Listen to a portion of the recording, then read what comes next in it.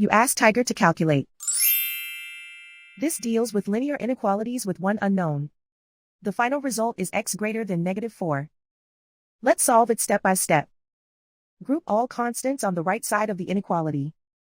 Add 16 to both sides.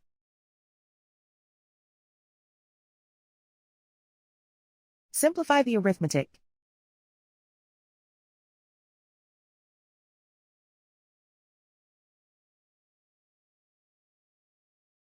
Isolate the x. Divide both sides by -2. Whenever you multiply or divide by a negative, reverse the inequality sign.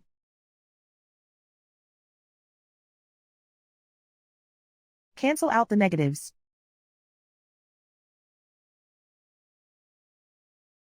Simplify the fraction.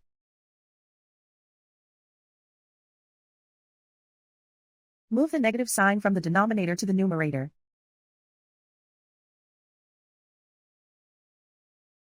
Find the greatest common factor of the numerator and denominator.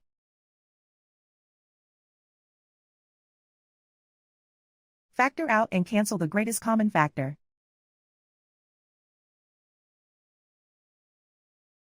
Plot the solution on a coordinate grid. And so the final result is x greater than -4.